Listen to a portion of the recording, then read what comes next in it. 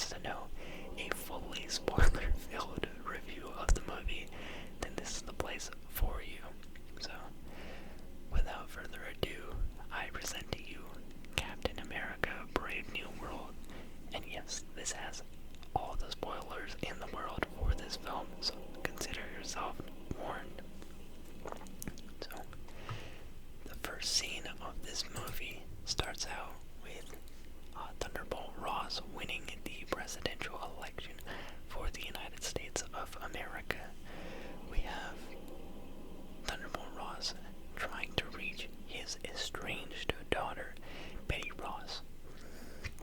Now, just some background info on these characters and these names in case you're not familiar. Thunderbolt Ross is the Secretary of State from the Captain America Civil War movie, the last movie in the Captain America franchise.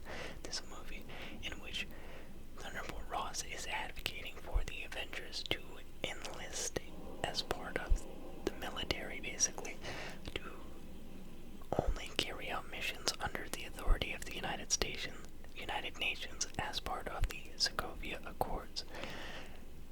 And Thunderbolt Ross used to be depicted by an actor named William Hurt. And William Hurt, that was not his first appearance as Thunderbolt Ross.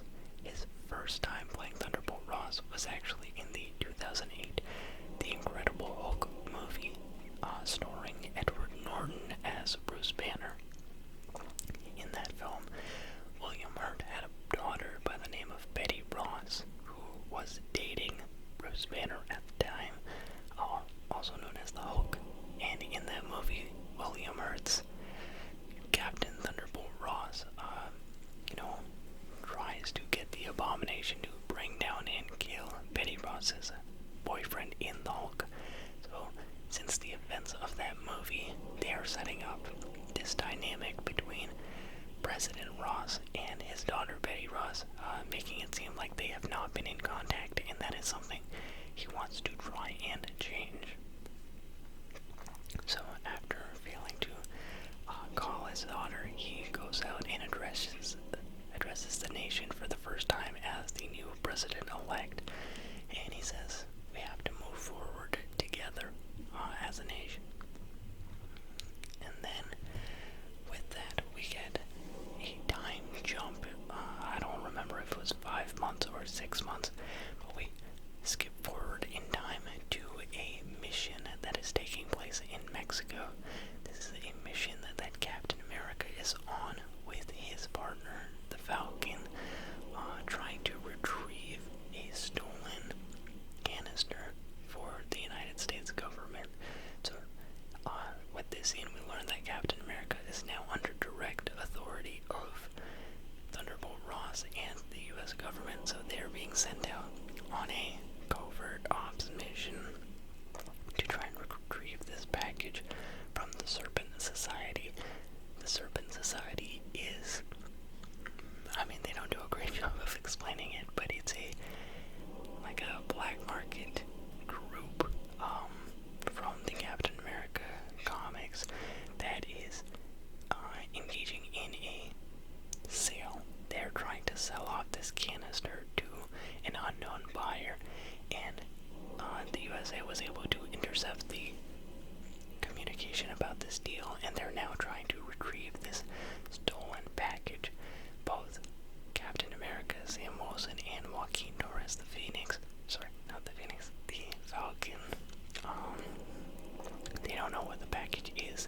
They just know that their main mission is to go in and get it back for the United States.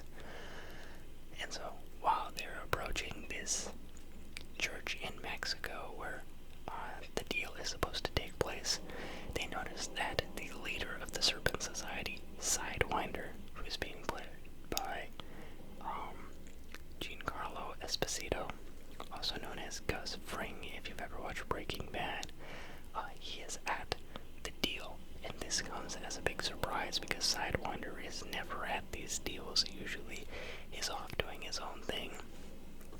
So Sam Wilson, Captain America, decides he is going to pursue Sidewinder and he tells his partner, Joaquin Torres, or Falcon, that he is in charge of going to retrieve the canister. And so the action continues. You've got Sam Wilson getting into a fist fight with Copperhead, this goon of Sidewinders. They have a little tussle, and Captain America breaks a rib, but ultimately he's able to put him down and free all the hostages. But Sidewinder does get away. And on the other side of the mission, you've got Joaquin Torres' Falcon successfully recovering the canister and bringing it in to the U.S. Government. And then, as backup arrives on the scene, Sam Wilson chops it up with this Air Force officer that's out there.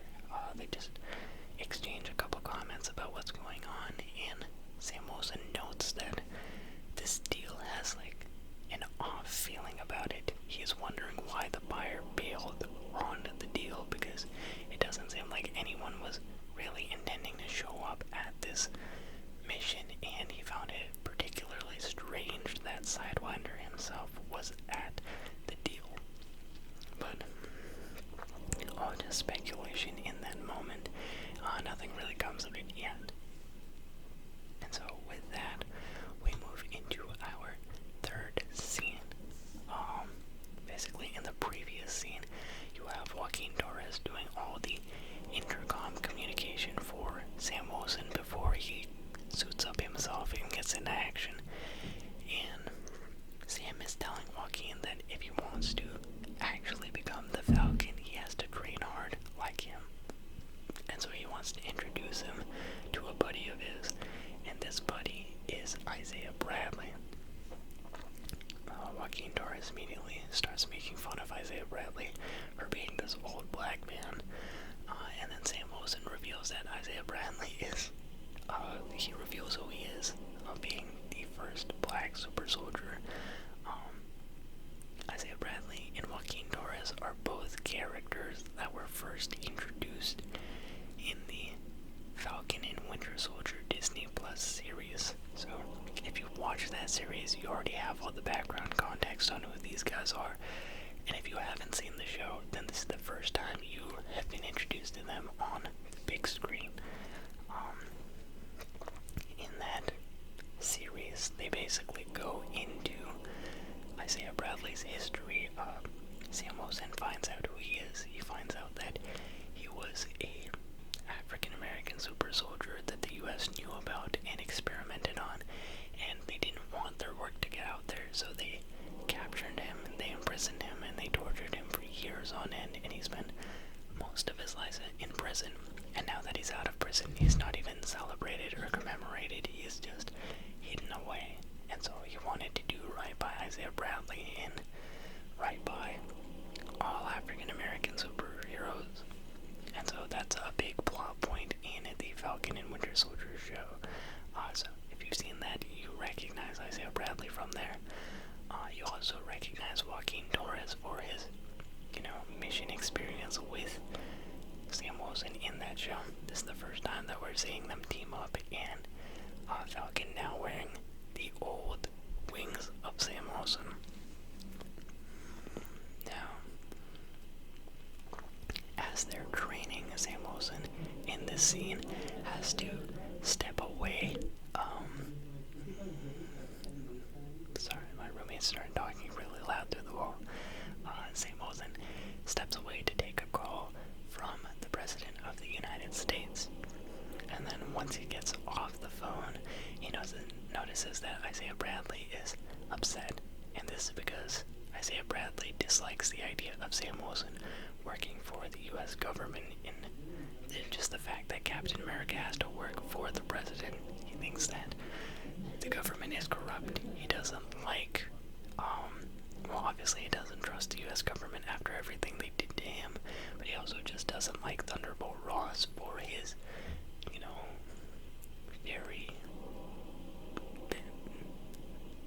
very poor history of managing and handling superhero affairs with everything that happened with the Hulk and everything that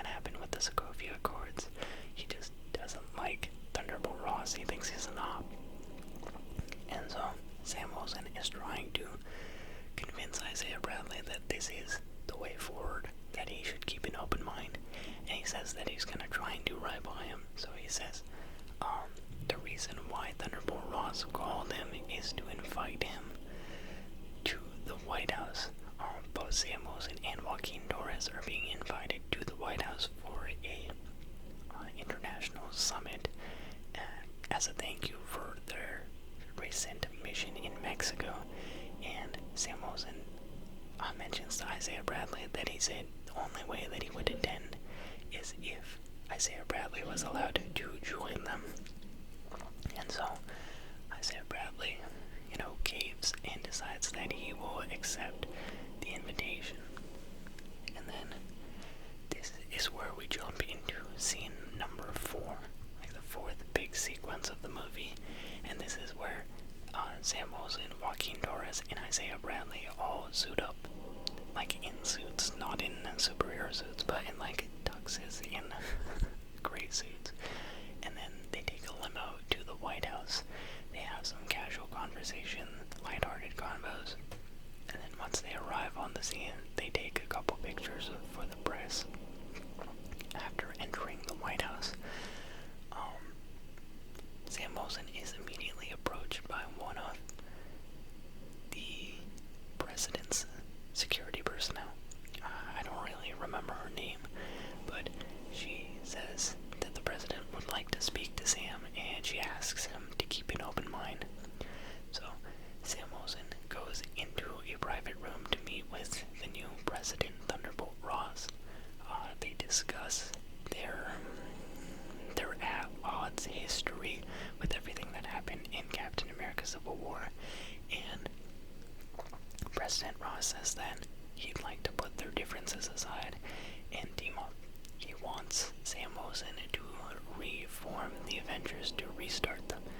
And Sam Wilson is kind of taken aback by this suggestion, seeing as Thunderbolt Ross was the guy to push the Sokovia Accords and is basically the reason why they split up in the first place and why they don't exist. So he's like, what changed? Why would you want to do this? And Thunderbolt Ross says he's trying to become a better man for his daughter. Essentially, he's trying to show her that he's not the hothead that he once used to be, and he thinks that the world would benefit from having the Avengers back together. So with that, Sam Wilson leaves the private room, and we get to move into our fifth scene in the movie, which is the International World Summit. So Sam Wilson rejoins Joaquin Torres and Isaiah Bradley in the conference room and tells them about Ross's request. Then we cut to President Thunderbolt Ross beginning a presentation with all the world's biggest leaders, and he talks about Tiamat the Celestial, who has been poking out of the earth. This is the first time that the MCU has officially addressed the events of the Eternals. Towards the end of the Eternals, what happens is Tiamat the Celestial is supposed to be born of the earth, and the whole earth is supposed to shatter and explode, but the Eternals are able to stop him from fully emerging out of his hatched state. And so we just see a large hand and part of Tiamat's head, jutting out of the ocean, the Indian Ocean in particular. And this was kind of just left untouched by Marvel for a long time. They never really addressed this.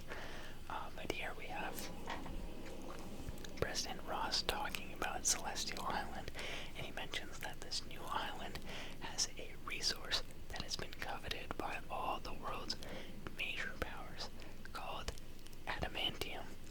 And now, if you are familiar with your Marvel comics, you'll know that adamantium is the material that makes up Wolverine's claws. It is a big fantasy metal in the MCU. It's one of the biggest ones. In fact, originally, you have vibranium from Wakanda, one of the indestructible metals, and then you have the other indestructible metal, adamantium. And Captain America's shield originally was not pure vibranium. In the comics, it was an alloy of both adamantium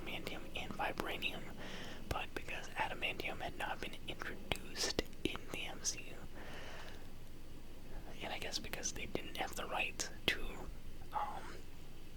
the X-Men yet, they changed the shield to be just made out of vibranium in the MCU. So this is pretty big, this is pretty significant. And then Thunderbolt Ross, in talking about the adamantium and the celestial islands, he poses that rather than entering an arms race with all the world's greatest powers, he has called this summit to propose a treaty for how all the nations can share the celestial island and the adamantium contained within it. He also reveals that the canister that both Captain America and Falcon were able to retrieve in Mexico was the first refined sample of adamantium, which had been stolen from the Japanese. So the US government had found out about the stolen adamantium, and they sent Captain America to go retrieve it. And then all of a sudden, out of nowhere, the summit is cut short when Isaiah Bradley stands up out of his seat, takes down a security officer, and then takes aim at President Thunderbolt Ross, shooting to kill him. So the glass in the presentation, it all breaks. Everyone ducks and covers. The White House goes into this manic frenzy, and Isaiah Bradley is now a man on the run. He starts fighting all these people within the White House. He quickly runs to a nearby room and jumps through the window, and then he sprints across Washington, D.C. before reaching, I think it's the pond at Capitol Hill, that long, narrow pond lake thing. And then this is where he stops running, and he kind of comes to again. He shakes out of it, and he's like, wait a minute, where am I? What is going on? And Sam Wilson, who was chasing him down this entire time, is like, hey man, we have a lot of explaining and understanding to do about what just happened, but you're gonna have to turn yourself in. I can't save you from this. And so all of a sudden, Isaiah Bradley gets swarmed by the US government. SWAT officers, big time, big heavy guns all pointed at him, and he has his hands in the air, and he's like, man, I can't do this, I can't go back, alluding to the fact that he spent most of his life in prison up to this point. And Sam Wilson is like, I'm sorry, I will figure this out. And yeah, and then we got to our sixth major sequence of the movie, where after everything that just happened, Sam Wilson is in awe and disbelief. He doesn't believe, based on the reaction of Isaiah Bradley, that he saw that this was premeditated. So he storms back into the White House and down into President Ross's bunker. And, he has transferred down into the bunker, into a holding cell, because a threat was just made on his life. So the White House is in panic mode. People try and stop Captain America from entering the bunker, but when President Ross sees him in there, he's like, oh, actually, this is fine. Everyone clear out except for you.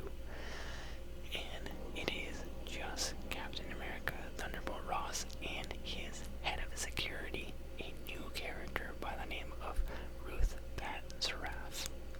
And so, while they're in there, Captain America, Sam Wilson, tries to tell President Ross that his security personnel is compromised, that he has a threat on the inside that was involved in this scheme. And he is not really hearing out Captain America.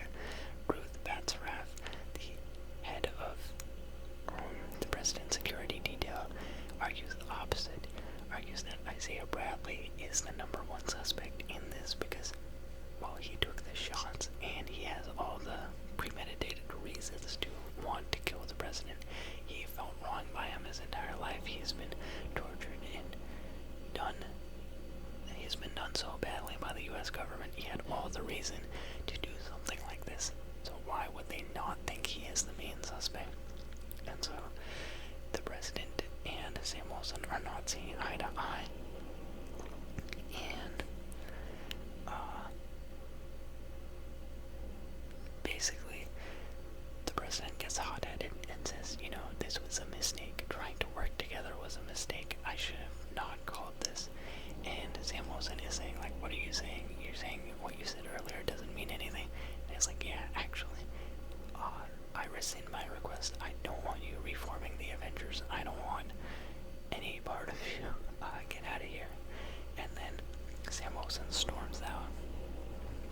And then we move into our 7th sequence, which is a prison visit between Captain America and Isaiah Bradley. At this point, both Ruth Batsraff and Sam Wilson are trying to figure out what exactly happened at the White House. They both are at odds with one another. There's like a little bit of tension and rivalry amongst the two, and they both are they're racing to figure out what happened first. So Sam Wilson goes to the jail where Isaiah Bradley is being held, and he coordinates a visitation request. And while talking to Isaiah Bradley, he asks him, like, what happened on your perspective of this? Like, what's the last thing you can remember? And Isaiah Bradley was like, I don't know, man. I can't remember anything. I went to the White House. We're in the limo. We get to the White House. My phone was acting all weird, and then next thing I know, I'm at Capitol Hill with my hands in the air, and I have no idea what's going on. And so it sounds like something fishy is up, especially when he mentions his phone being on the fritz. So Sam Wilson says, like, hang in there, man. We're gonna get you out. I will figure this out. And Isaiah Bradley is like, don't even bother, man. I shouldn't have ever come to the White House. What was I thinking? And so it's a bit of a sour room. It's a sour mood between the two guys who are usually friends. And so after that, Sam Wilson asks Joaquin Torres to scrub the footage and see if something weird happened with Isaiah Bradley, like if there was anyone who talked to him or whispered in his ear, maybe did like a Winter Soldier triggering sequence. And so Joaquin Torres and Ruth Batsraff are simultaneously both scrubbing the footage from the White House that night, and they both discover that at some point there are these weird flashing lights that appear from Isaiah Bradley's phone onto his face. So like he opens up his phone, he said it was acting weird, and they're just like big flashes of light that like cover his face for a little bit. And then while scrubbing the footage, Joaquin Torres notices that all of the shooters had something like that happen. These like 6 people who don't really know each other at some point or another in the night got a text message, and their phone lit up, covering their face with a bunch of lights. And then next thing you know, when President Ross was giving his summit speech, a song triggered them into action. So, at this point we transition to our next sequence and scene, where you have Captain America on his way back from the prison. He is on the phone with Joaquin Torres talking about like what their next steps is. They're trying to figure it out. And while driving, Captain America gets ambushed by Sidewinder. Sidewinder, who got away in the Mexico mission, is now in DC, and he has like a full AK-47, just, well, okay, I don't know what gun, but I think it's an AK, just out in the middle of this road in broad daylight, gunning down at police officers, at Captain America himself. And this is where we find out that he is working for someone, that he is working for the buyer out in Mexico. There's a moment where Captain America is in hand-to-hand combat with Sidewinder, and Sidewinder says, like, you know, he said that there would be a 70% probability that you would try and talk me out of this and, like, get my angle. And then Sidewinder stabs Captain America, or shoots him in a way that he wasn't expecting. And then Captain America has to lose Sidewinder, so he goes into this junkyard and like tries to get away from him. Sidewinder has guns on him. Captain America has nothing. He has nothing to work with, but he's able to use use his craftiness to basically fool Sidewinder into not knowing where he is. He fills the area with gas, and then he like does a flying double kick and knocks him into a car and basically immobilizes Sidewinder. And so we find out that Sidewinder was working for the buyer in Mexico. Whoever the buyer was that did not show up in Mexico is in contact with Sidewinder and put a hit on Captain America. He wanted Sidewinder to kill Captain America, and at some point they had called each other during this sequence. So Captain America takes Sidewinder's phone and gives it to Joaquin Torres basically and says, hey, trace this call between Sidewinder and whoever the buyer was, because this buyer is sus. We need to figure out what's going on here. So with that, Sam Wilson turns Sidewinder into the authorities, and then Joaquin Torres tracks the call. He traces it back to this government camp called Camp Echo 1. So at this point, Sam Wilson has reached their base of operations, and he tells Joaquin, like, okay, we're going on a road trip, let's go. And so they're gonna go to Camp Echo 1 to figure out who is doing, like, what is going on, get to the bottom of this Isaiah Bradley nonsense. Then we've got scene 9, the 9th sequence of the movie, where Ruth Batzarath is at the prison and she is checking in on something, and one of the jail wardens gets brainwashed. He hears the song, the same audio cue that made all the people in the White House go berserk, and he goes into the prison holding cell that's holding 5 of the 6 men involved in the White House shootings, and he kills them all on the spot. He shoots every single one of them before Ruth Batzarath tries to stop him, and then he kills himself. I think he shoots himself through the head. And it's at this point that Ruth Batzarath is getting worried. She's realizing maybe this was not Isaiah Bradley, because all the other guys were just killed. Let me call the president and warn him that something bigger might be in play. And yeah, so she calls President Ross, and President Ross is like, I don't care. He basically, I'm pretty sure he says, like, I don't care that it's bigger than Isaiah Bradley. Move Isaiah Bradley into solitary confinement and make sure that Captain America is out of the picture. Like, arrest him. If you see him, we can't have him like frolicking around, causing more mayhem. This has gotten too crazy. And at this time, President Ross is on his way to Japan.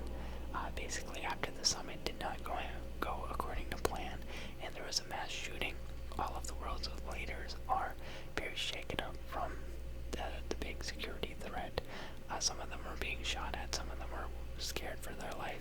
They think that all of this went very poorly, and the treaty is at risk of falling apart.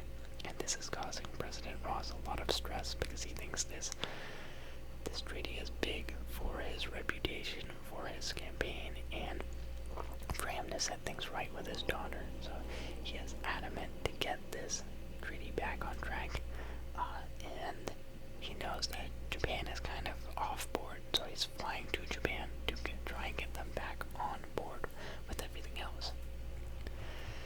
Then in sequence 10, we cut to Sam Wilson and Joaquin Torres arriving at Camp Echo 1. They see that it's staffed with quite a few government agents, so they use Red Wing to help break into the facility. And after breaking in, they are able to descend down the elevator shaft into this deep secret laboratory. And they walk around the lab, and they see lots of posters on the wall. And eventually Sam Wilson notices that these posters are like files and information regarding all of the 6 men involved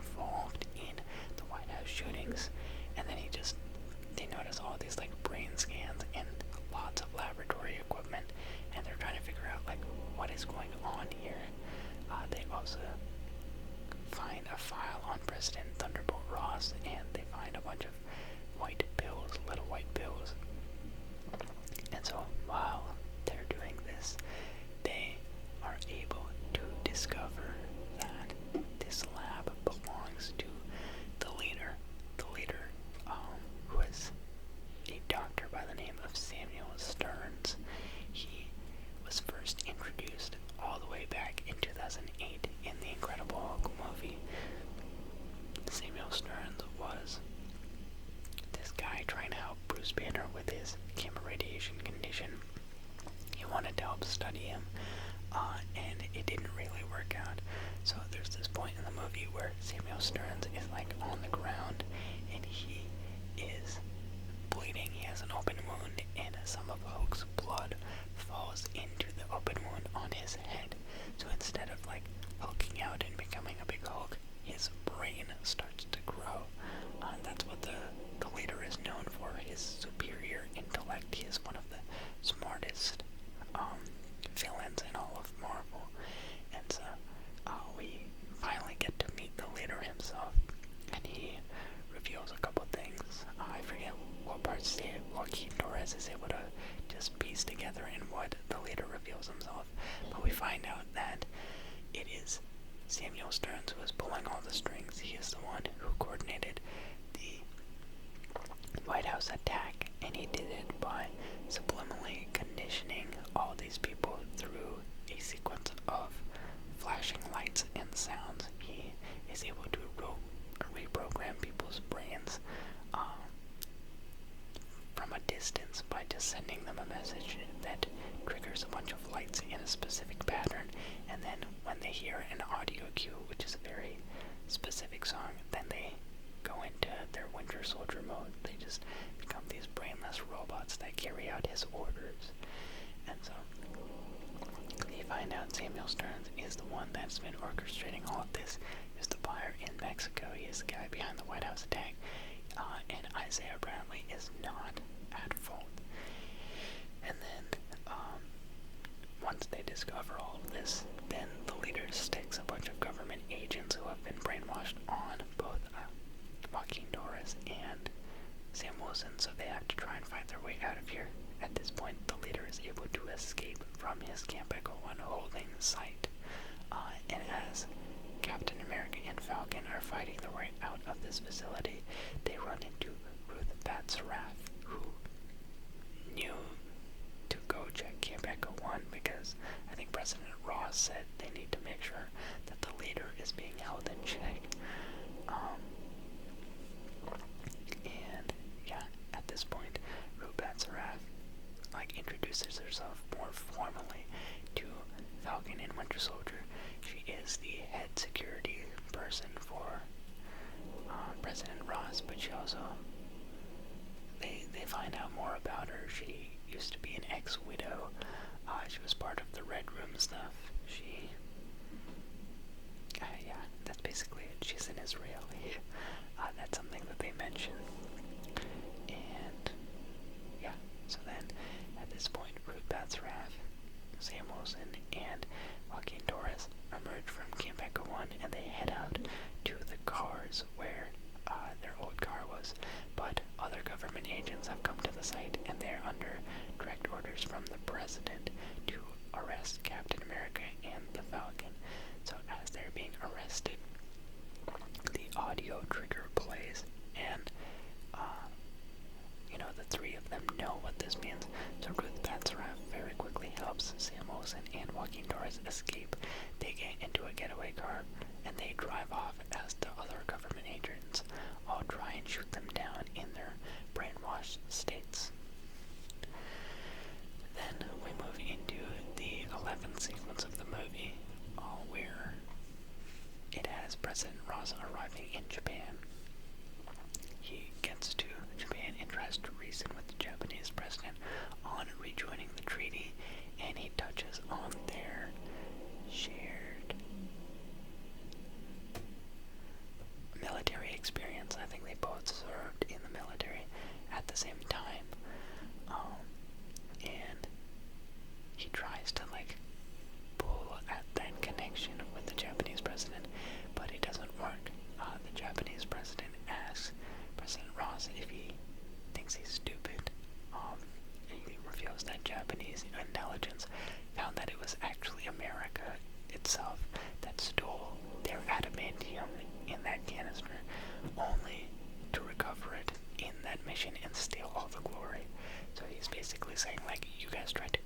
Ross and you thought you could get away with it, but you didn't. We have the intel that you guys were the ones who stole it from us in the first place. So, what do you think this is? What is this treaty? Is just to make you guys look good, give you guys a better share? And President Ross is like, that info is so fake because he has never heard of this. He can't fathom this idea. He's like, you are such a naive president if you believe that is what is going on. And he's like, Japanese president is like, I'm not going to work with someone who calls me naive. And President Ross is like, well, I'm not going to work with someone so stupid. And they basically just butt heads and split ways. And then I don't remember if it's the next sequence or the one after, but this meeting obviously went very poorly. So now President Ross is under a lot of turmoil trying to figure out what his next move is. He has one person advising him that he should try and save face. He has another guy advising him of something else. As they both are talking, he's getting very stressed. He can't really handle his stress.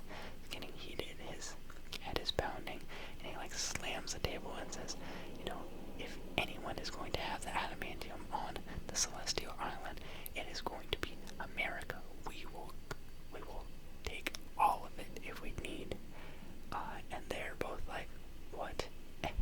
that's your solution. And he's like, make the calls, do it. We're taking that adamantium from Japan. And so then in sequence 12, it goes back to the story following Ruth Bates Raft, Joaquin Torres, and Sam Wilson. At this point, Sam Wilson has called in a favor. We see that Air Force officer from the beginning of the movie that was in the Mexico mission. They drive to their base where Sidewinder is being held because they want to ask Sidewinder some questions. And so Sam Wilson takes the pills that he took from Samuel Stearns or the leader's lab, and he gives them to the Air Force officer, and he asks them, hey, can you get me some info on these? Like, you guys have a person who can study these? And he's like, yeah, I'll get back to you. And then Captain America has a nice little chit-chat with Sidewinder, who is under custody, to get more information about who the leader is and what he knows. And so Sidewinder, after trying to leverage some immunity from Captain America, reveals that President Ross has trapped Dr. Samuel Stearns since that incident back in Harlem with the Abomination and the Hulk. And he's basically blamed Samuel Stearns for the entire incident. And he's been keeping him underground and experimenting on him. He's been giving him more and more of Hulk's DNA to expand his brain and make him smarter. And he used him to win the presidential election. And so, at some point, President Ross had agreed to give Samuel Stearns his life back after he won the presidency. But what ended up happening was Thunderbolt Ross was able to become the president, and he never gave Samuel Stearns the life that he promised him. So Samuel Stearns is now upset, and he is seeking revenge, and so he wants to not only destroy Ross, but take down his entire reputation, and that's why he doesn't want this treaty to become ratified. So we find out the leader's main motivation, and we also find out that the president is on his way over to Celestial Island through some sort of information transfer. And so Sam Wilson, Ruth Bates Raft, and Joaquin Torres all head over to Celestial Island to rejoin President Ross on this American aircraft carrier ship. So right now tensions are very high with Japan, and they keep getting higher. Neither side is backing down. They're both racing to Celestial Island, and it seems like violence or the threat of war is looming very closely. So when they get to the aircraft carrier, Wilson confronts President Ross and tells him that Isaiah Bradley is innocent, and then he also questions all this stuff about Dr. Samuel Stearns. And so the president tries to play coy, he tries to play dumb about it. He's like, oh, I don't know, he's just there. And he's like, no, you do know because you visited several times and all of your vitals are there. Why does he have your vitals? What are you doing? And President Ross is like, nothing, I don't know, nothing's happening. And after Sam Wilson keeps pressing him, finally the president reveals that he has actually been dying. He has a heart condition, and none of the medical professionals around him have been able to figure it out and help him get healthy. So he was dying, and he needed someone to help him survive. So he was able to get the leader to help him create these pills, and the leader is the only person on the planet that has managed to figure out what's wrong with him and help cure him, like at least keep him alive through the use of these pills. And so while he was running for president, he told the leader, like, yeah, you keep me alive, I win this presidency, then I'll free you. But he realized once he became president, if he was to free Samuel Stearns, then there would be no one to make this bill for him anymore, and then he would die. And so he went back on his word, and he kept Samuel Stearns strapped. So that's why he did what he did. And so while all of this conversation is playing out, we see that two American pilots from this aircraft carrier get the audio trigger played, and they get brainwashed. So now, instead of just flying around, they are actively shooting at the Japanese.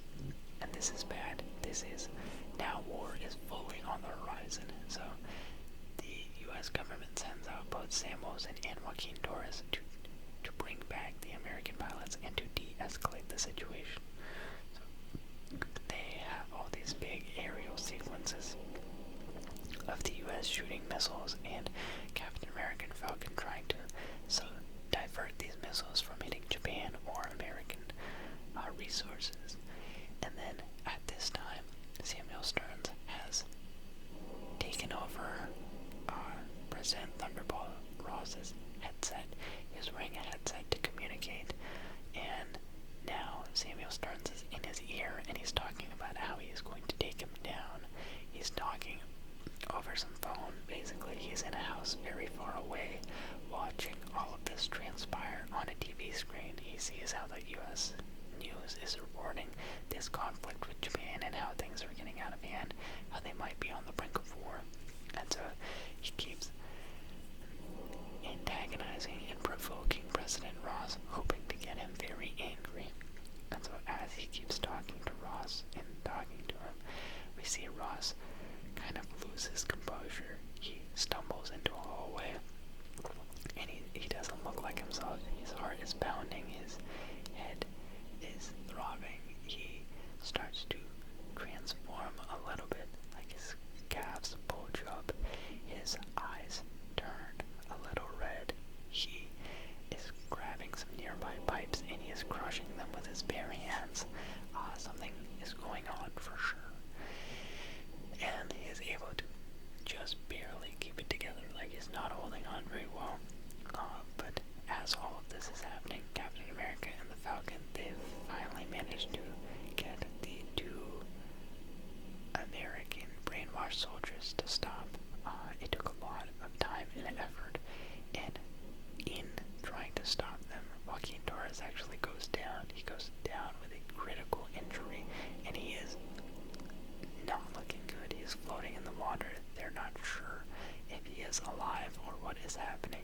So Sam Wilson is able to de-escalate the situation, stop America and Japan from breaking out into a war. He convinces Japan to stand down. He is able to stop the Americans from firing. But all attention is now on Joaquin Torres and what's going to happen with him. And Samuel Stearns is watching this all play out on a TV from far away, and he screams out in agony because his plan just failed. He wanted this war to start with Japan and for Ross to completely and utterly spin out of control in that moment, but Captain America was able to save the day. So in scene 14, we go over to a hospital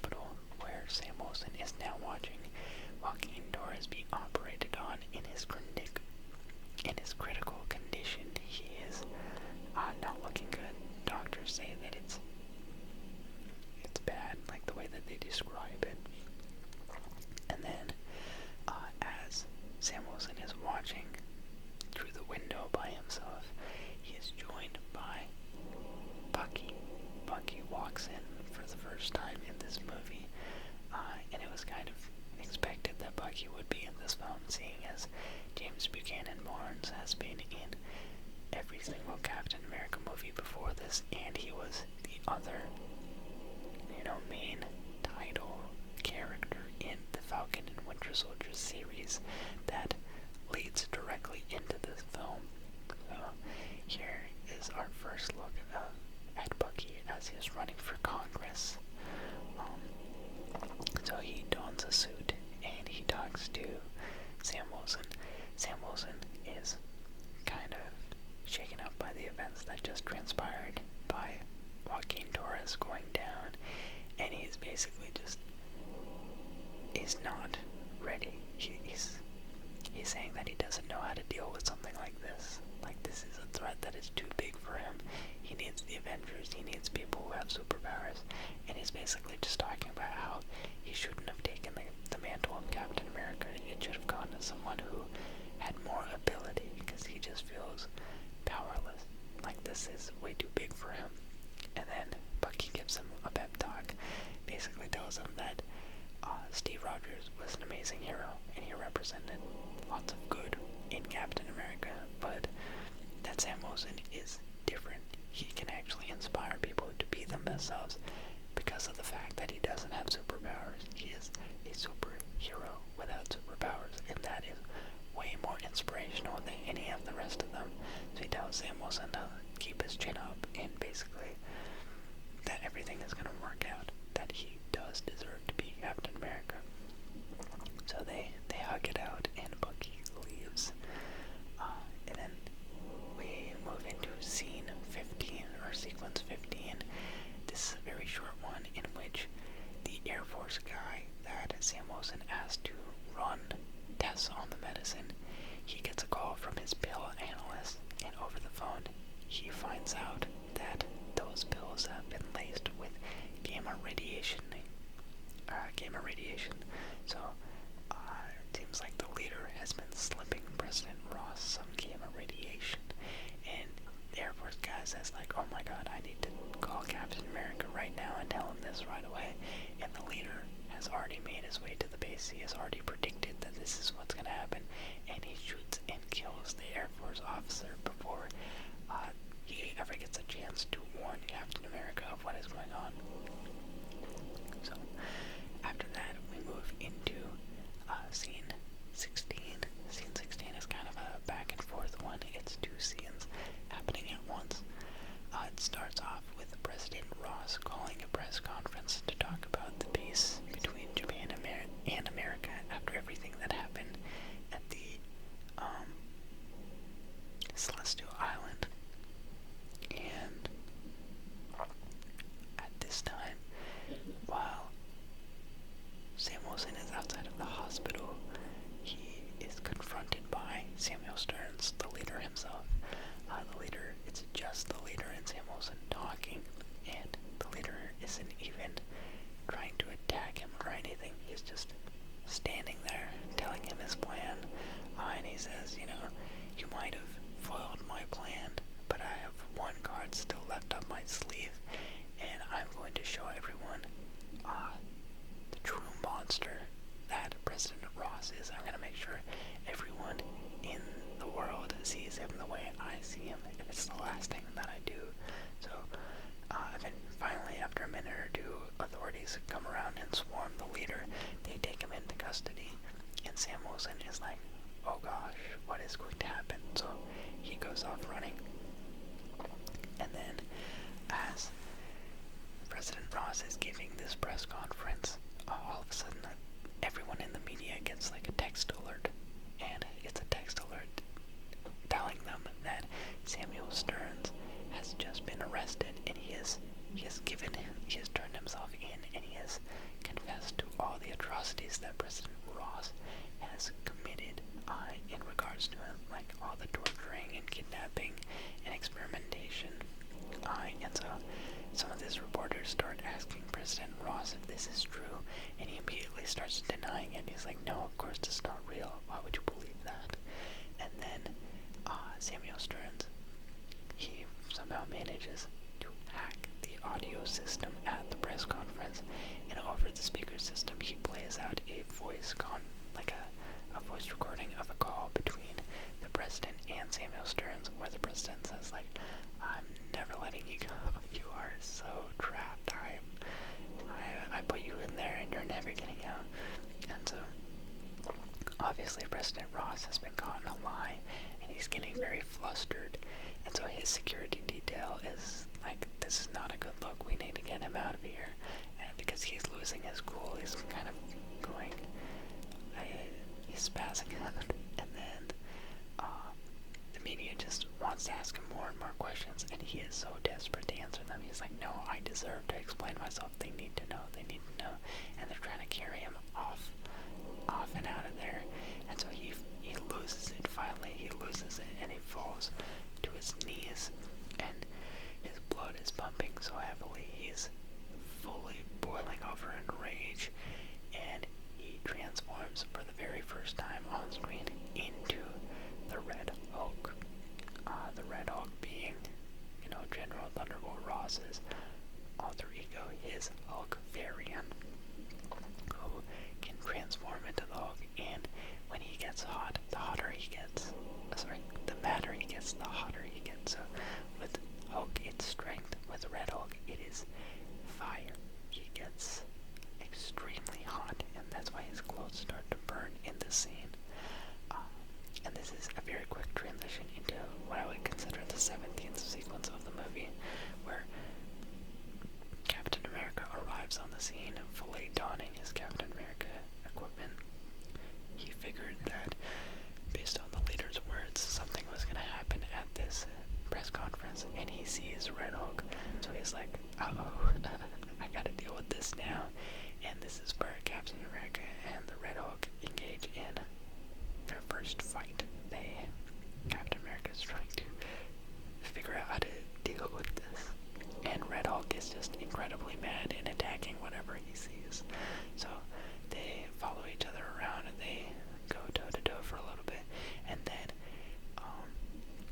they start fighting through the White House. President Ross has passed the Red Hulk, is jumping through the White House and destroying it, trying to bring down Captain America. There's a lot of security officers shooting at the Red Hulk. There's like helicopters coming up to him, and Red Hulk just does not care. He is throwing helicopters at one another. He is killing lots of civilians, and Sam Wilson realizes like he needs to get him out of there as fast as possible.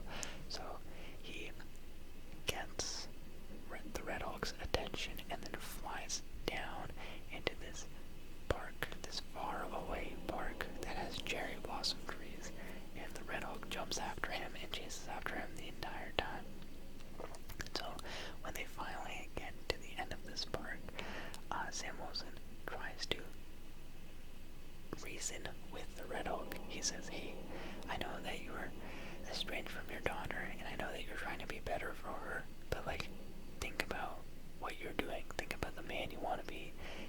Look at these cherry blossoms. You told me all about how you used to walk around this park with Betty, and you used to look at the cherry blossoms together. It's like, think about the man you want to be for your daughter.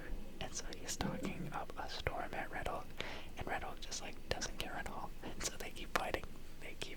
And Captain America throws a couple good jabs, but ultimately the Red Hulk he's a hulking figure. He is a Hulk, and so he is getting the best of Captain America. He finally catches him by the wings, and he tears off one of Captain America's wings, so he is left with now just one wing, which is not ideal. And so back against the wall, Captain America really has no options left, and the Hulk is like still ragingly mad at him, and he is going to make his last lunging effort to kill Captain America very soon. So at this point, I don't know if I mentioned it, but Captain America, his wings, his suit, got a big upgrade after the events of Falcon and Winter Soldier. They helped the Wakandans bring in Baron Zemo, and so the Wakandans, as a thank you, upgraded his wings and made them out of vibranium. And so the vibranium wings, they kind of work in the same way as the vibranium Black Panther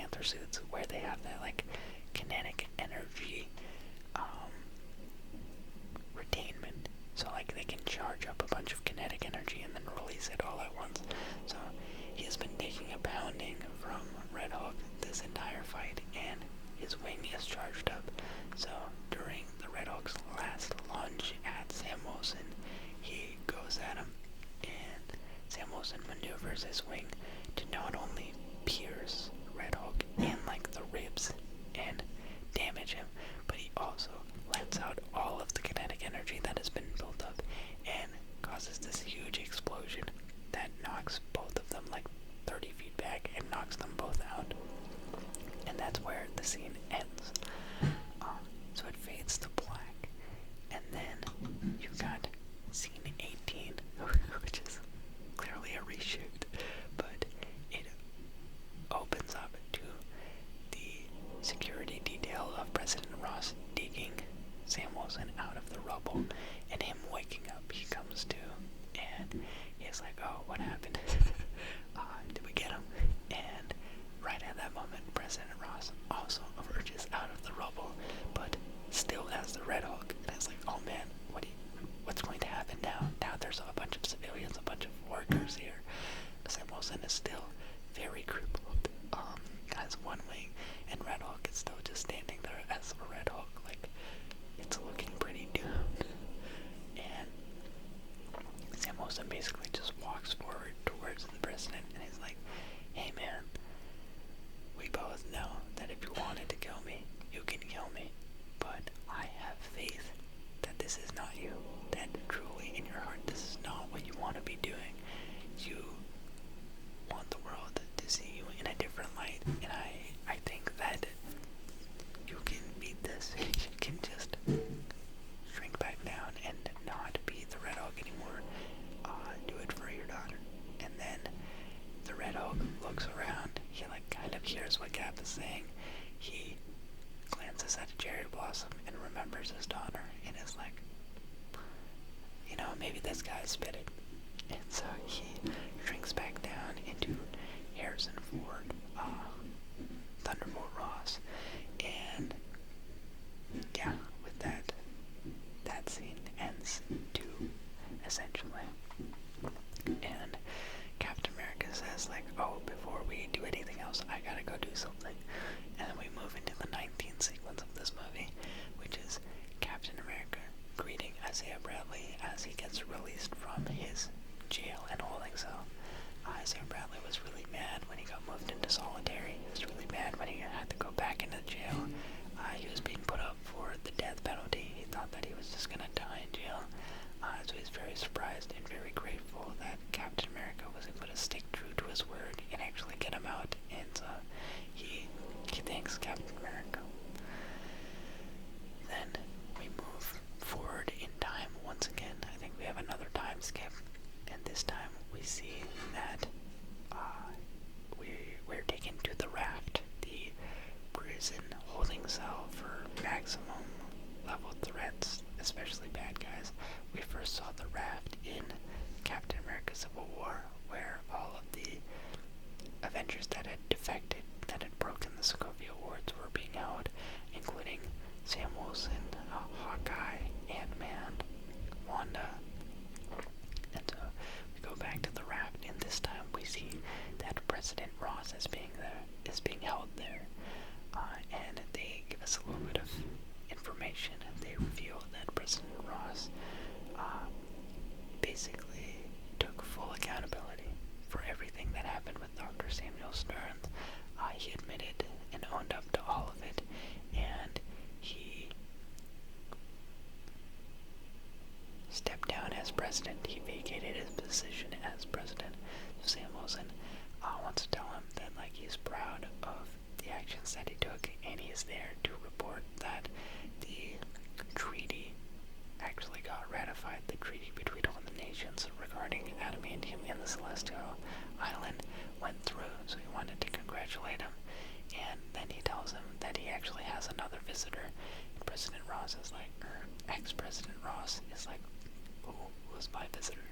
And it's his daughter, Betty Ross, from that original Incredible Hulk movie in 2008. She makes an appearance. They talk for a couple minutes, and they get to catch up. Then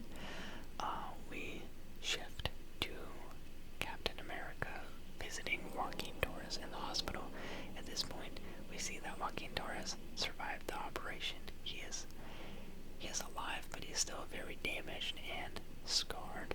And Joaquin Torres is apologetic. He's talking to Sam Wilson, and he's like, "Hey man, I know that I let you down. I screwed up big time in this, and I wanna be good. I wanna be helpful. But I feel bad because I screwed up in this mission, and you never screw up." And Sam Wilson is like, it's a tough world out there for us. We have all this immense pressure being superheroes, and I can't afford to screw up. There's so much riding on my image as Captain America, but that's what comes with the job. You just have to be great. And he's like, yeah, but you will get to be at this level. And Joaquin Torres is like, man, I've always just been so inspired by you. Growing up, I saw the Falcon, and I always thought, like, that is who I want to be. I don't want to be like these other guys with their superhero power. This is a man, just a man with a mission and a lot of heart, and that is everything I ever aspired to be. I wanted to be the Falcon.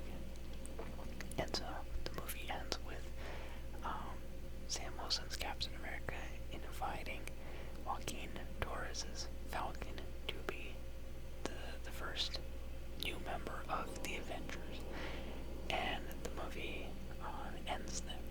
So we have our end credit scene. It plays. The song played in the end credits was "I" by Kendrick Lamar, which I thought was a pretty good choice. And then we have no first end credit scene. Marvel will sometimes do a mid credit scene and then a post end credits, like an actual end credit scene. No mid credit scene for this one. We do get one final end credit scene though, and it shows Sam Wilson back at the Raft. And this time he is visiting the leader, who is also being held at the Raft.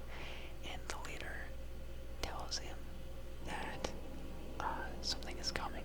He basically says that, you are so noble, you would do anything to protect this planet, and you would die for your world. But he has crunched the numbers, and he sees that while these two guys share the same world, there are others who don't share their world that are coming for it, and they need to be ready, or something like that. I don't know if he says they need to be ready, but he says, like, it's gonna happen. And this is the first time that, like, the multiverse has been teased to an Earth level being. Because I think so far, like, obviously if you pay attention to the MCU, you've known about the multiverse saga existing either through Loki or Deadpool or any of the other things that are going on, but the ground level agents like Captain America, they don't know about it. So this is the leader basically keying them into all the action that is about to happen. And yeah, that is a full recap of everything in the Captain America Brave New World movie. So if you didn't see the movie, you basically just heard the entire plot in extreme detail. And, maybe it was a useful recap, maybe it was just nice rambling for you to fall asleep to. But yeah, now that we've done the entire movie in its full glory, I think I'm ready to move into my thoughts. And I gotta say, I'm a bit disappointed with this film. There's a lot of different things to touch on, but yeah, my thoughts leaving this movie. I saw this movie, by the way, on February 13th. I don't keep up with, like, all the Marvel properties as much. I think it's gotten a little bit too much with the Disney Plus stuff. I'd say in the first year of Disney Plus, with, like, the WandaVision, with the first season of What If, with Hawkeye, all those early shows, I did try and keep up. Loki season 1, but eventually there's just, like, too much for me to keep track of. So job with some of the TV stuff. Like, I never fully got around to watching Miss Marvel or Moon Knight or I watched parts of She-Hulk, not all of She-Hulk. The Echo series. And there's just, it's getting a bit sloppy, and they're going with quantity over quality, and so I haven't been keeping up with that. But I do keep up with the movies religiously. So even though this movie came out on February 14th, and like officially, me and my friends went to go see it on Thursday night on February the 13th. So I've seen this movie. It's been out for a minute, and I've bared witness to it.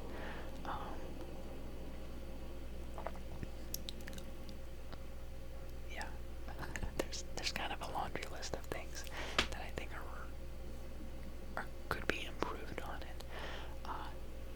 And my first big takeaway is I think that the film was marketed poorly. That's the thing that stands out to me way more than anything else. I think just the way that they marketed this film did not end up working out in its favor. Now, when they released the first teaser trailer for this film all the way back in July of 2024, I will admit the movie trailer had me hyped. They had all of the like espionage and conflict hinted at in that trailer. They touched on like the Serpent Society shots with Sidewinder, all the conflict with President Ross and Sam Wilson, the fact that something was going on. They showed the Celestial Island. They showed like glimpses of Samuel Stearns on the phone, but they never showed anything that actually showed him. And then they ended the trailer with the Red Hulk catching Captain America's shield and throwing it down. And so you knew that the Red Hulk was going to be in this movie. And that was, you know, for someone who knows who the Red Hulk is, that has kept up with parts of the comics, that's exciting. We're finally going to see the Red Hulk on the big screen. That is something that's compelling. I'll go out and I'll watch that. But they gave away such a major point of the movie in the first trailer, and it kind of makes the entire movie underwhelming.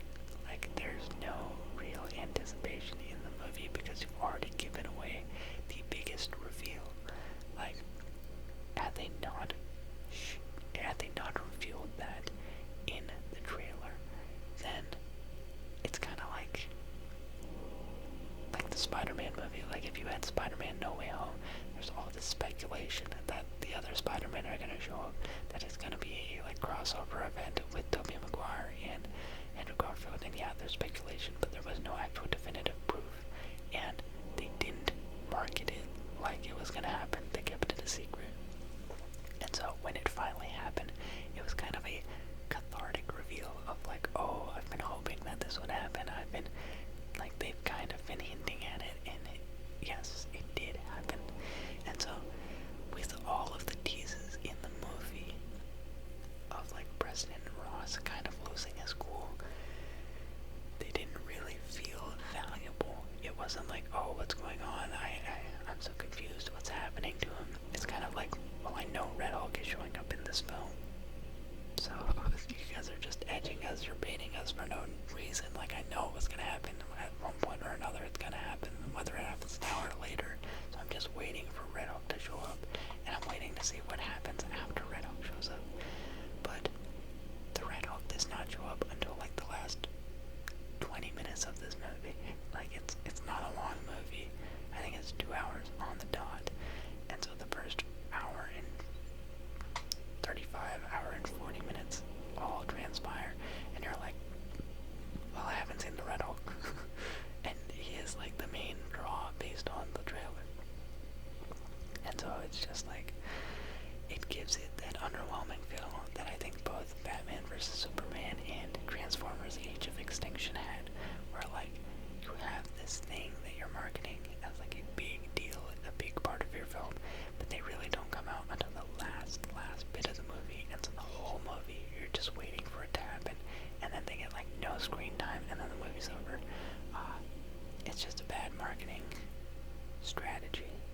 They did it with Doomsday and Batman vs Superman.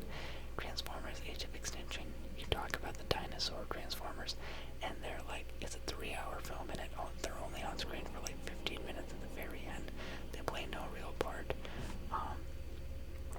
And yeah, I think they did a bad job. I think that they could have, like, I don't know, they have so many people already scooped up into this MCU fanatic. Like, I would have watched this movie either way. If you hit Captain, if you hit the Red Hulk, I would have still watched it. You would have had to drum up the spy espionage elements, yeah, for sure. But had that reveal been an actual, like, secret in the movie, I think would have paid off way more and made this film feel way more significant. Like, I actually was surprised by something. But I'd say the whole movie I was, like, just waiting for it, and I wasn't really surprised by anything that was happening. The only thing I couldn't figure out was,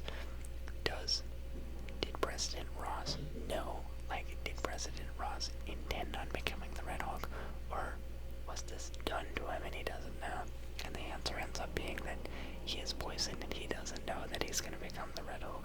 But I feel like it's hard to realize that when you as the audience already know for a fact that he is the Red Hulk.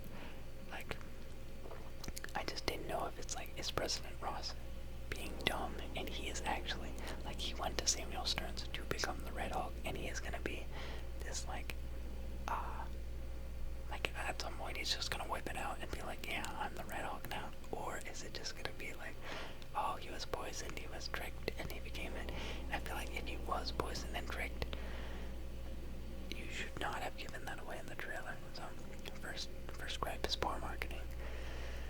My next issue with the movie would be, I think it just had a poor narrative style and goofy dialogue. It's not horrible. I think there have been worse with dialogue. There's definitely been worse, like some of the Ant-Man movies, Thor: Love and Thunder. There's definitely worse instances of this, but it did feel like a lot of the characters were somewhat like caricatures rather than real people. I'm talking about certain sequences, like the one in the limo, the one between President Ross and I think like France and India's leaders. People just didn't feel genuinely connected, and I felt like the interactions between one of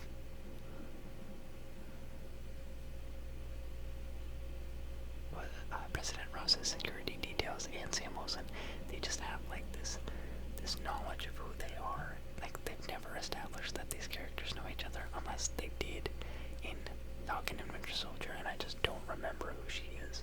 But it was kind of just like this sense of familiarity and like weird caricatureness of a lot of the characters. Like,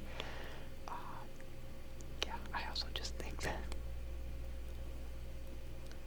I'll get to that later, but yeah, they felt like a little racist, if I'm being honest. Like, when they showed the World Summit scene and India was in it at attendance, and then India was in that like call with President Hulk later, I don't, like, they really ramped up the Indianness of it, if you know what I mean. Like, they had a woman in a full sari sitting at that event. Like, yes, Indian women do wear saris, but like,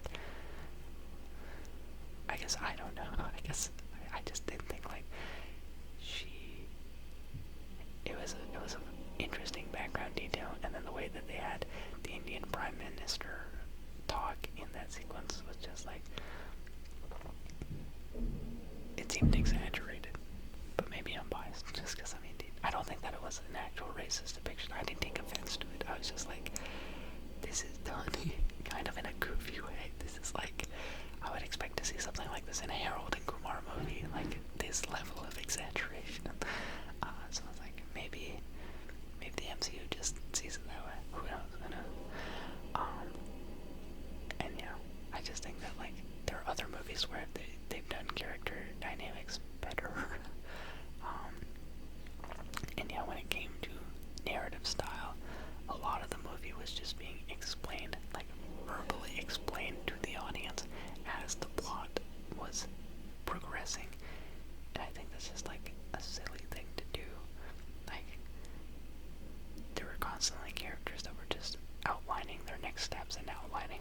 perspectives. There wasn't a lot of discovery. It just felt like a lot of jumping from one thing to another. But like you knew exactly where the story was going because either Captain America himself was telling you, or Sidewinder himself was telling you, or the leader himself was telling you like what is coming next. There wasn't a lot of room to imagine like other things happening. It just felt like this is what's happening, this is what we're gonna do next. And yeah, so I think like the storytelling itself was done in maybe not the best way. Like dialogue and storytelling ability, not the best. And then my third problem with the movie is that it's kind of just like a random mishmash of loose ends that Marvel has. When you think about the three main topics that are talked about in this film, they really have no inherent connection to one another. You've got the main villain in Samuel Stearns. You've got Tiamat, the Celestial, being a source of adamantium. And then you have the fact that Sam Wilson is the new Captain America. These three ideas are like completely disjoint from one another. So you're building a film to basically just tie up all these new loose ends of like, oh, Steve Rogers retired and we have a new Captain America. We should make a movie on this. What are other things in the last 2 decades that we just haven't touched on? Samuel Stearns and I guess the Celestial Island. Let's bring these three things together and just run with it. And I think that like it's hard for a movie to succeed when you have such a loose basis like that. It's not really based in anything. Like, I don't know what the source material is for this, because I think it's just the MCU trying to connect everything and move along. It's just trying to further the MCU, basically. And I think that, like, the MCU has convinced themselves that movies like this can exist and can be successful because they did it. They did do it with Thor Ragnarok. Like, Thor Ragnarok is an enjoyable movie. I think that the average viewer will compare it to the first two Thor movies and say, this is the best Thor movie, this is the most enjoyable film, this is the only good Thor movie. And I can agree to that, but if you actually pay attention to what Thor Ragnarok is, it is a filler movie. It is truly a mishmash of a bunch of random stuff to bring the MCU from one point to another. You talk about elements of Ragnarok, but like the Ragnarok in the movie has nothing to do with the Ragnarok in Greek mythology, or they're not Greek mythology, Norse mythology, or in the comic. You have Odin's death, you have Doctor Strange, you have all these elements of Planet Hulk, and they're all just done really shittily, excuse my language, but just like in a poor way together. But because Taika Waititi was able to make the dialogue and the script fun and make it work well enough, like draw good enough emotion that no one really questioned it. Everyone thought it was a good movie. But like, as someone who likes Planet Hulk, I was severely disappointed. I'm like, dude, they just ruined one of the best storylines that Marvel has on like a side off thing to relate Hulk to Thor in this story. It's like whatever. I mean, yeah, so I think the ceiling for this movie was Thor Ragnarok. You could have a Thor Ragnarok type film where you're taking a bunch of like loose ends that the MCU has and just tying them together and going forward with it. And it didn't work. I think just this time it didn't work as well. You had things that were less connected and you did a poor job of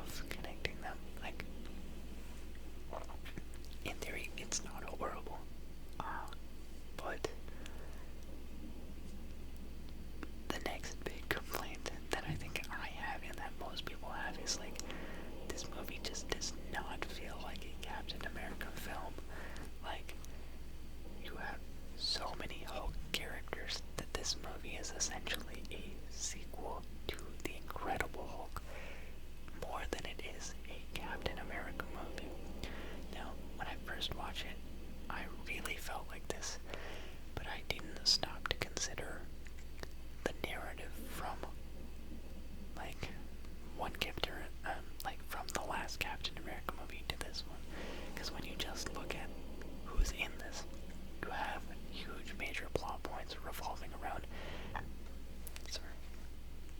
Betty Ross, Samuel Stearns, and Thunderbolt Ross. These are three characters that were first introduced in the 2008 Incredible Hulk movie. Two of those characters have never been mentioned in the last 17 years. We have not heard anything about Betty Ross. We have not heard anything about Samuel Stearns. So to bring them up again is one thing. What I didn't consider was the fact that it kind of does make sense for a Thunderbolt Ross and Captain America movie to have a lot of overlap. Because when you think about Captain America Civil War, it is about Steve Rogers, Captain America, being against the Sokovia Accords, which is presented by both Tony Stark and William Hurts.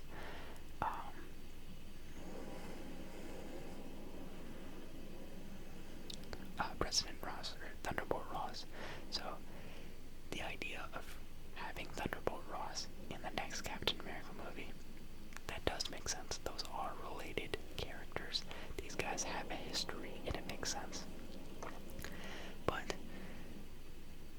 I think they just didn't do a good job of making this feel like a Captain America movie, because, like, if you watched Sam Wilson's entire journey from Captain America the Winter Soldier, when he is first introduced, to Captain America Civil War, where he does everything that he does in conjunction with Steve Rogers, then you watch him in Infinity War and Endgame, where he gets blipped out of existence, where he comes back, he's awarded the mantle of Captain America, and then you watch the Captain America and Winter Soldier series, where he's like actually taking up the mantle and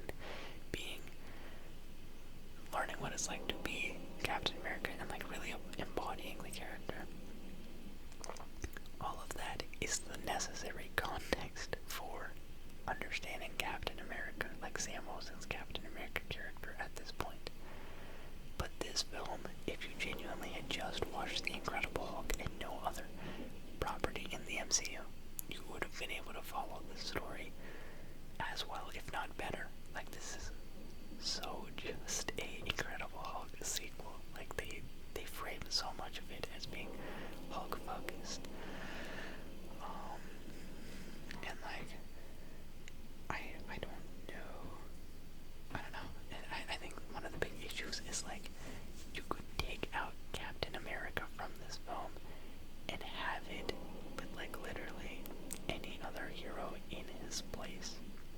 And the movie works about as well. I feel like this movie is really about Betty Ross, Samuel Stearns, and President Ross, and the conflict between these three. Yes, there is some interaction between Sam Wilson and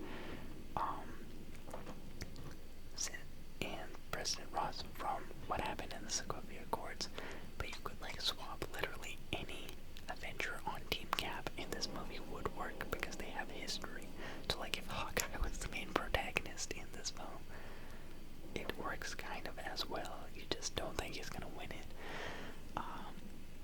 And yeah, it just, yeah. The other thing, I think they did a weak job with Isaiah Bradley. I think that the character was built up in a lot more of a meaningful way in the Falcon and Winter Soldier series. And when we're introduced to him for the first time on the big screen, it's just like, who is this guy? Why do we need to care about him? You tell us that he was in jail, that he was kind of wronged, but then you immediately put him back in jail. And we just have like, we have no idea who he is. We have never connected with him. We can't really feel bad for him like that. I also just don't think that the actor was that great of an actor. I think that Isaiah Bradley's acting,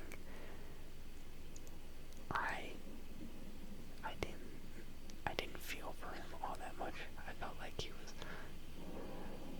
his performance was okay. And it was just a bunch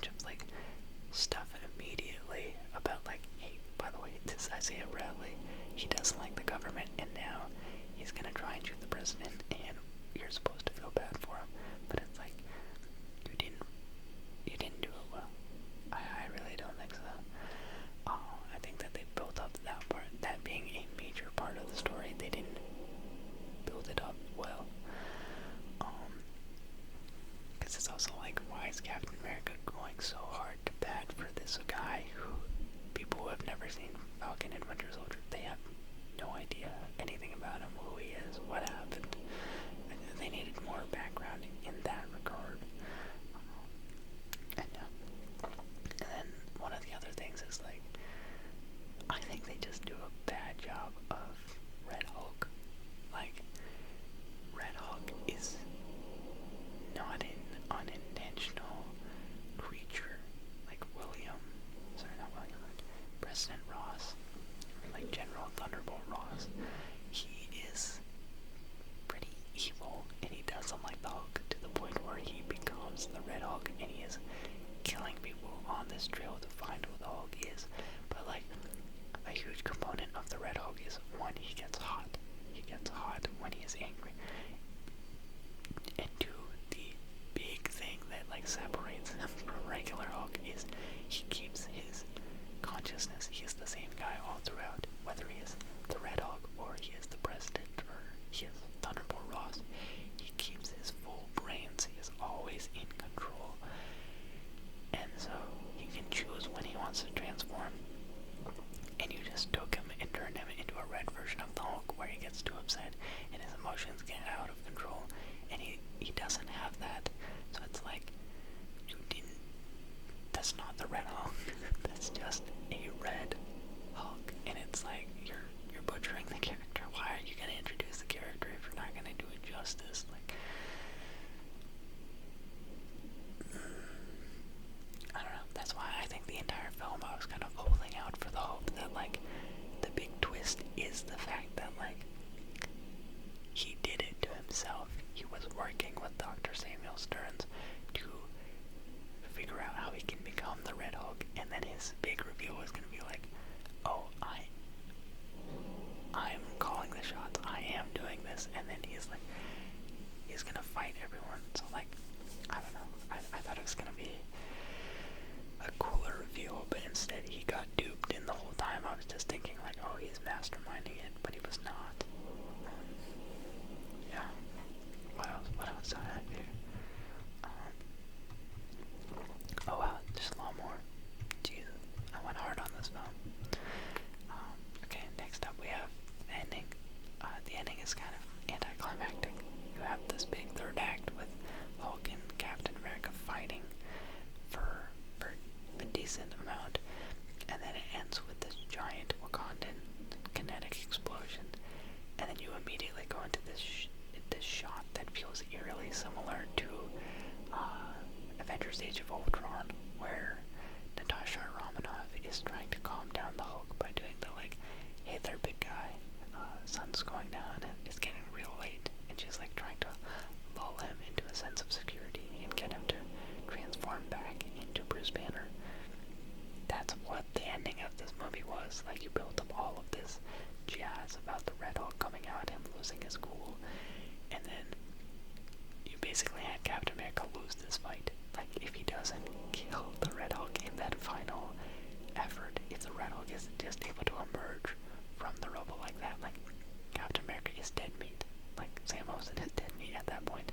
So he just throws a couple words at him, and Ross, like, just decides to calm down. I don't know. It was a very weak ending, in my opinion. I'm also mad that we never saw Red Hulk speak. Like, that's a big part of his character, that he can speak coherently, that he is just literally the same guy.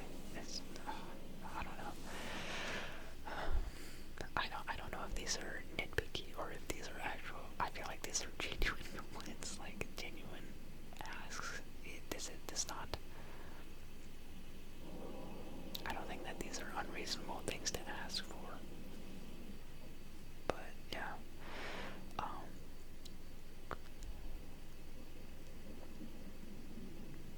And then next up, this one I just wrote pointless. I feel like the movie does not do much to further any of these characters.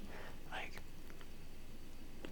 I know that the Disney Plus content is supposed to be optional, but I honestly think if you take Captain America's character and Joaquin Torres' character, and you just have that Captain America and Winter Soldier, like Captain America, Sam Wilson, of Isaiah Bradley, the amount of information I knew about them before going into this movie and after is the same. Like, I think you developed Joaquin Torres' Falcon a little bit by having him fail the mission and, like, officially becoming the Falcon. But before this movie, I knew he was the Falcon. After this movie, I knew he was the Falcon. I feel like the Falcon and Winter Soldier series was arguably better for Sam Wilson's story of becoming Captain America. This movie didn't do it that well. Like, from him taking on the mantle and then kind of having this, like, internal dialogue of, oh, am I good enough, to eventually being good enough. I feel like it was worse. I feel like it just didn't do that great of a job of furthering his character. It's repetitive. Like, why are you gonna make a series about it and then do a movie that tries to do the same thing to a wider audience, but in a worse way? It's just like, it's silly, it's dumb. And so yeah, it doesn't further any of them. We touch on Samuel Stearns, who was first brought up 17 years ago. I don't think that, like, people were dying to find out. I did think it was cool that they're bringing him up, but we get a 17-year-old thing resolved. Thunderbolt Ross has some character development, but just in a way that I feel like people didn't care about. Like, I don't think anyone was watching Captain America Civil War thinking, like, wow, I can't wait to see where his character goes. Like, bringing up Betty Ross from that original Hulk movie, it's just like, the movie doesn't do much of anything. It just, like, a lot of the plot can be deduced from the first trailer. You know that the leader is going to be involved. You know that the Red Hulk is showing up. You know that Captain America is dealing with Giancarlo Esposito's character in some way, and that there's this Celestial Island. You don't know the sequence of events, but you know that there's going to be some sort of, like, mind manipulation with the leader. You know that the Red Hulk is going to be there, and, like, when you actually watch it all unfold, I feel like it's a lot less exciting. Like, I thought that the movie was going to be way cooler than it was. The way that they actually did it was like even with the information that I had from the trailer, I was like, oh, this could be cool. And the way that they pieced it all together was like, oh, that's kind of lame. And yeah, the only new things at the end of this movie are the adamantium, which is, like, genuinely new. That the Avengers are reassembling, which we kind of knew by the fact that Avengers 5 and 6 have been confirmed. You know that there's going to be an Avengers Doomsday. You know that there's going to be Avengers Secret Wars. So obviously the Avengers are returning. So even though President Ross asked for it on the main screen for the first time, it's not really new information. Then we find from Samuel Stearns that the multiverse is coming. So this is the first time that they've admitted this on Earth. But we as the audience already knew this. And President Ross is the Red Hulk, which is new as of this movie, but you revealed it in the first trailer. So the only thing in the actual movie itself, if you hadn't seen the trailer to watching the movie, the only new information is that adamantium has been introduced into the MCU. And so,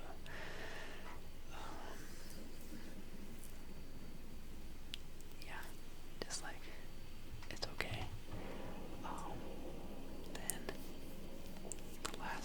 one of the last things is the cuts and reshoots. I feel like the cuts and reshoots in this film were not done that well. That last sequence, after the explosion in the final fight, you can clearly tell that it's a reshoot because the lighting is all different. It just feels very out of place and wonky. You don't often have a final battle end in like fade to black just to open up to the same scene again. I feel like that was done poorly, and there are a lot of scenes from the original trailer that didn't make it. I went back and watched the original trailer. There's a whole funeral sequence that was taken out. They do like a military gun salute to a fallen person. There's a casket with an American flag on it. There's also scenes on the aircraft carrier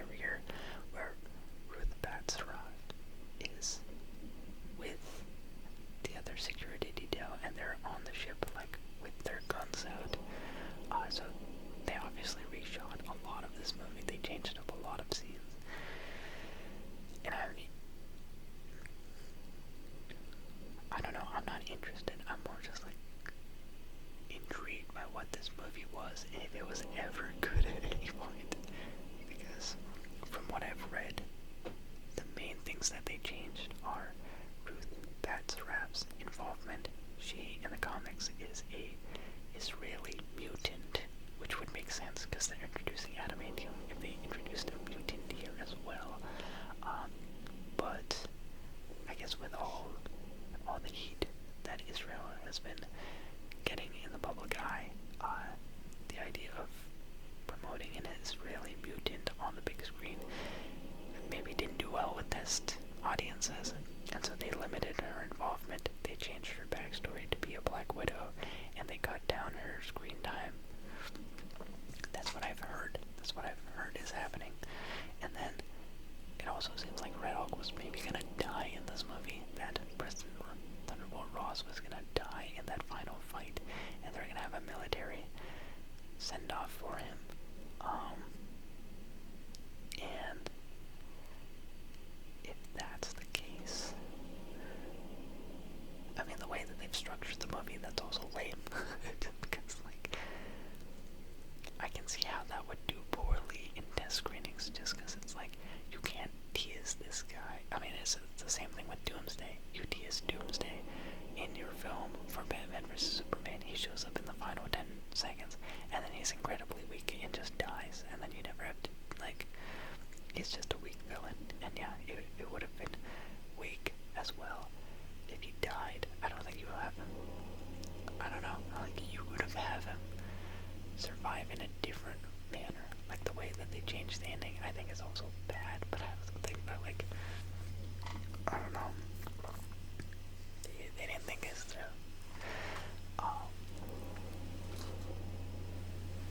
And yeah, I think with, like, the marketing angle, it is weird that they kept the leader completely hidden in the first trailer. Like, they only very slightly alluded to it, but then they chose to make the face of the marketing Harrison Ford and the Red Hulk. And yeah, it just, like,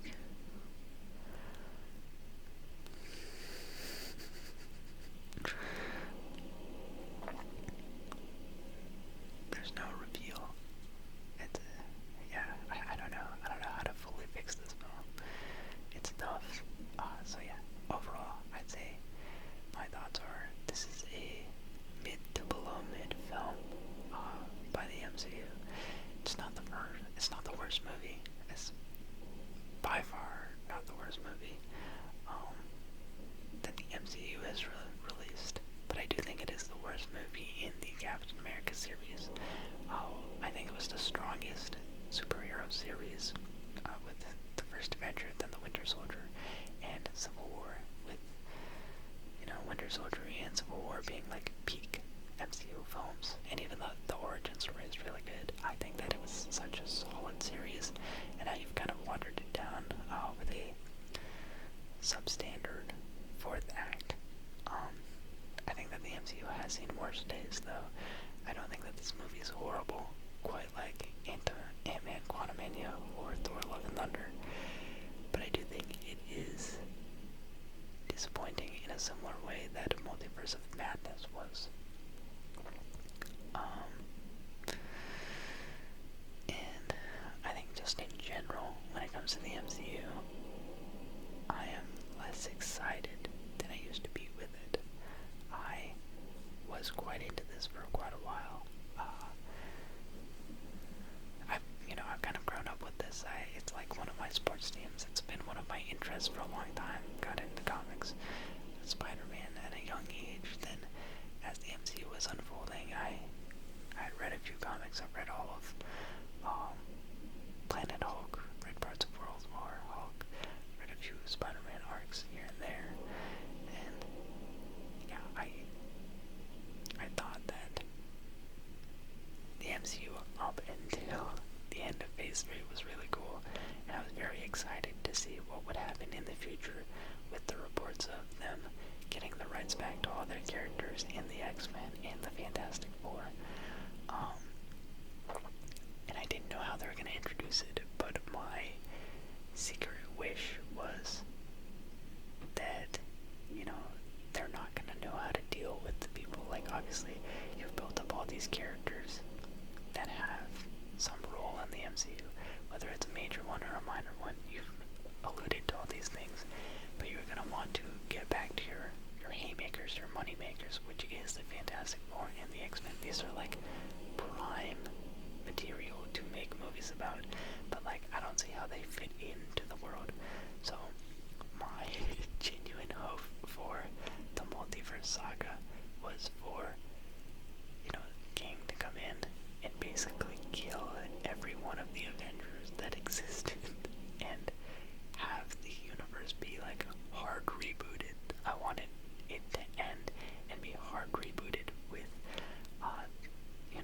pieces of the franchise now being the Fantastic Four, the X-Men, and maybe Spider-Man.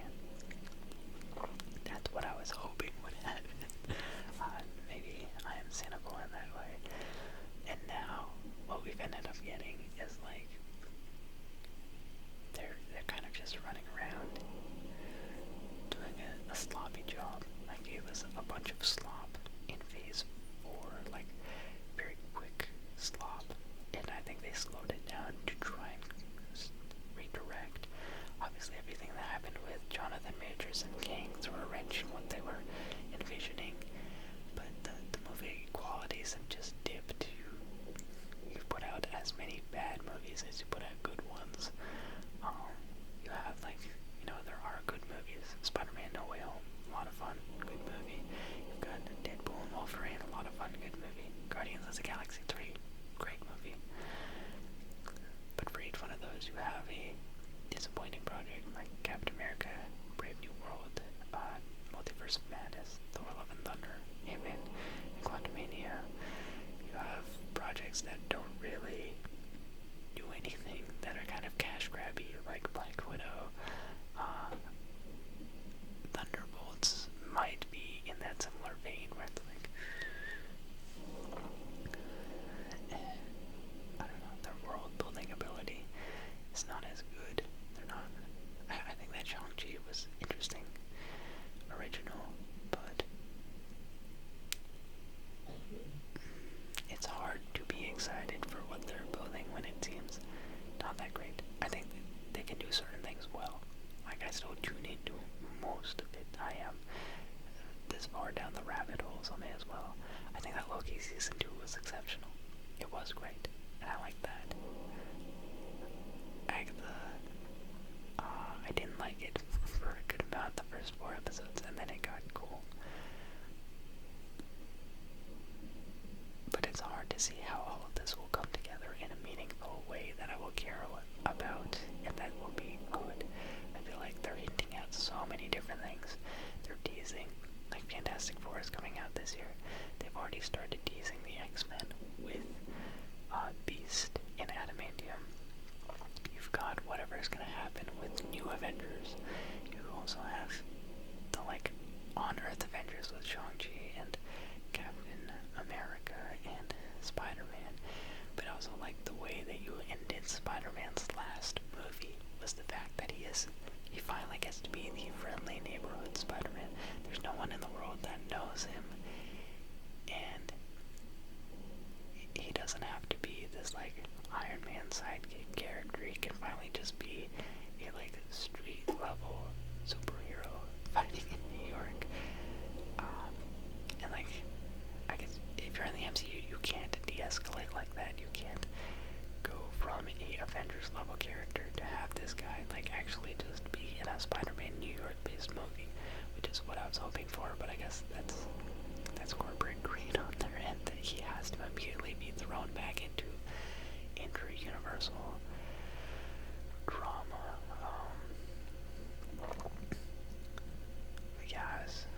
I don't know, I was hoping for a more grounded next movie, and I don't think that's gonna happen. I think they have to escalate everything and have it make it connect. I don't know how it's all gonna pan out, but I'll still watch.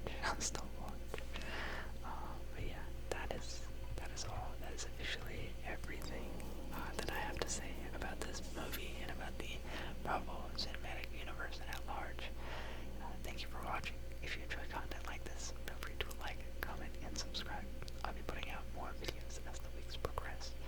I can't say for certain when the next video like this would come out. If you enjoy, maybe another one would come for the Thunderbolts. I will watch the Thunderbolts in May. I'll watch Fantastic Four for sure in July. I think the Thunderbolts I'm kind of iffy about. I have no expectations. I'm expecting it to be like the Marvels. Going in with zero expectations, I'm gonna watch it for the sake of watching it. If it's entertaining, I'll consider it a win, but I have no hopes or dreams. I think that if Fantastic Four is a flop, I'll be sad. I'll be really sad.